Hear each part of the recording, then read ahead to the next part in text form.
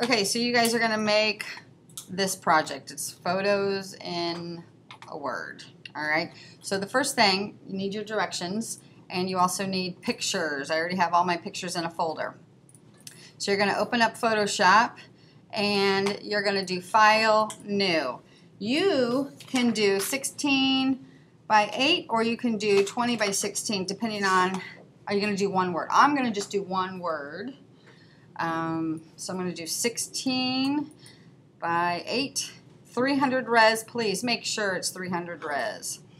So now, the biggest thing is you need to have the color black because you're going to have to fill in the O's and the P and the B and all that. So it only really works when it's black. So I select the color, click on that, goes to a rainbow, click the color. Now I'm going to go to the text, and I'm also going to hit 72 so that it's at the largest now. And I'm going to put in photo, and you need to select the font that you want.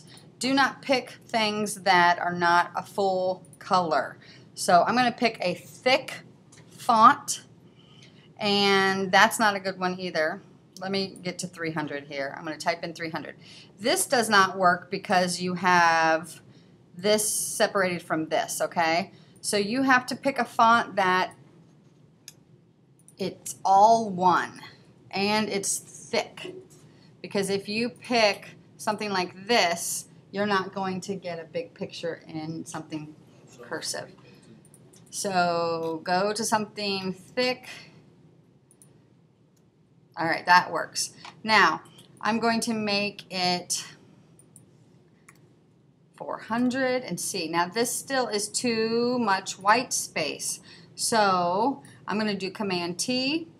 I'm not pushing down Shift, and I'm going to fill this white space because you want to see the pictures, okay? So then I hit Enter. Please do not put it at the top. Do not put it all the way to the side. Put it in the middle. Use the white space as a border, okay? Now, I would probably save often in case you mess up. So last name, Word. Keep it as Photoshop. Now, we are on type of word. We just did make it big. Now, it says fill the holes in letters. It's underlined on your thing. This can be hard because there's a step to it. Right here is the paint bucket. Sometimes it's under the gradient. Right underneath the eraser, there's a gradient. You have to push down with the mouse and to get your paint bucket. Okay? When you come over here, I'm going to fill in the P and the O. I'm not filling in this. This is an H. It looks like there's something to fill in. See that no symbol? So it's going to click on that white space. It'll tell you something. Hit OK, and voila, it will go to the tool. So you have to get in the center and click it. If you're not in the center, it'll fill the whole page. So you have to fill immediately. So you have to place it, set your text, and fill. You cannot go back to this layer ever again. All right, so do it. Then, now you're at number 1. I'm going to save it again. File, Save, because I've already named it. Now you're going to open up a picture just like normal. So I have mine in a folder, and I'm going to pick this picture I have of Maxine. Open it up in Photoshop just like normal, and then pull the tab apart. Remember, I'm on the Move tool. Now this is a picture from my camera. It's huge. Isn't she cute? She's like 6 months. So I'm going to go to Image, Image Size, and I'm going to check and see. Okay, it's not that big. It's only 10 by 13. So I'm going to pull the picture over. So open a photo. It says you can color correct it. I didn't, but you can. Image Adjustments Levels. Number 2, change the size. I looked. I don't need to. Then you need to make sure that you have the layer box open, all right? So everything that you do is going to be additional layers. You have to have your layer box open. Window, Layers. Now, I want to place her somewhere, but I can't see through the picture. So there's this thing called opacity. In your layer box up here, click opacity and lower it, and it'll make it see-through. So then I can do Command T, and I can make the picture the size that I want. Maybe I want to put her just like that, okay? You have to make sure that you cover the entire letter. If you do this, do you notice the space at the top? That's going to look yucky. So you have to cover the entire letter. Hit enter. Okay, so now I've positioned it. I just did number 5. I've positioned her exactly where I want her to be in that letter. So now it says 6, 7, 8, 9. This is what it's talking about in your layer box right here. You have to click on the layer of the text. That's number 6. You have to go over to your tools, and you have to go to the magic wand. The magic wand is under the crop. Not the crop, it's under the wand. What is that? Lasso. Oh, good Lord. It's under the lasso. So push down. You do not want the quick selection. You want the magic wand. It looks like a fire, it looks like a, little sparkler. So you come over here and you click. It selects that letter. So 7, select magic wand, click the letter. Number 8, go to the photo that you're going to use. Then you go to the bottom of that layer box, which has this square with circle. Look at this. Square with circle. And I even put a little square with circle. When I do that, when I click this, that picture will morph into that. Now I need to go back up to opacity and put it at 100. Okay, so I'm going to do another one. I've got tons of pictures of Maxine here. Open up a picture. Pull this puppy away. I'm going to see what size it is. Image size. It's 13. So I'm going to make it a little bit smaller. So I'm going to pull this over. All right. So Command T. I'm going to make it a little bit bigger. I need to make it see-through. So I'm going to go over to the opacity. Okay. I like it right there. I'm going to move it. Okay. So now I go to the layer of the text, go to the magic wand, click on that, go to that layer that that layer of the photo, and go to the square with circle. Go back, boom, and I'll do another one. What happens is the kids are not on the right layer, so that could be an issue. Oops. So I wasn't on the move tool here.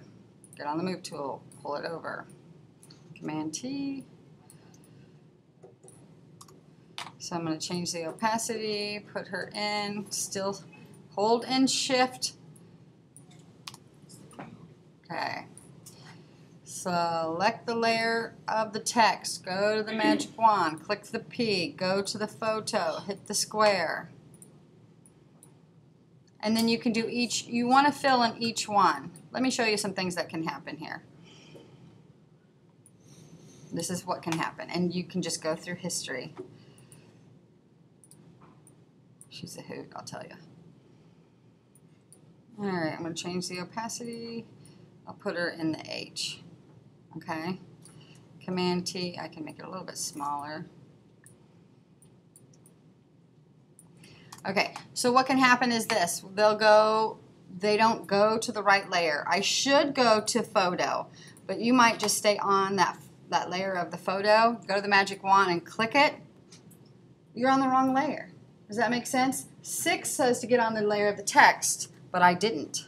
So if you click, all I did was go edit, undo, or Command Z. If you have trouble, you can always go to Window History and step back, because that's all I'm going to do. You step back until you find what's the right thing. So make sure you have layers, select the layer of the text, go to the magic wand, click that letter, go to the layer with the photo, hit the mask tool, and go back up. So there are a couple, let's say I have another picture in here. The last thing, after you're done and you have every letter set, you can go to FX. You might want to write that down on your paper. FX, you can put a drop shadow, and you mess with the distance, spread, and size. well, that's, I have to be on this layer. Photo of the text. Oh my gosh, Miss Hostetler. FX, drop shadow. So if you're on the layer of the text, it adds it to all of them. And it makes it more 3D-ish. It looks much better. It looks professional. Or you could go to stroke and you could put a color. Is that funny? You're like a little boy. No, wasn't. I know you are. You can put a color around it. All right? So you can make things like this. If you're not done, you want to do File, Save, you know, make sure you keep it as a Photoshop, okay? And then you can come back to it when you get back. But you can do everyone in your family. Let me show you how if you want to do multiple words, and then I'll let you go, okay? So if you do a big piece of paper, go to the T. I'm going to start at like 100.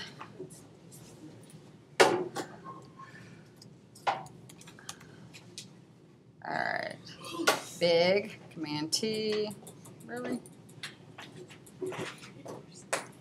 You can move it around, then you have to fill it in, because you can't go back. Boom, boom, boom, boom. Then I can go here. I don't know. Big boy. Command T, stretch it.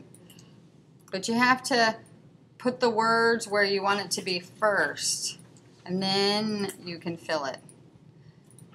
If you just type it up and then hit return, it's not going to work. I typed one word, moved it, filled it, and then I went back to the text and typed another word. Does that make sense? Yeah. Because each one, this is important, has its own layer. And that's why I can move it. If I just type it, hit return, and type it, they're all together, and it's not going to look very cool. Okay, go to your computer, get on.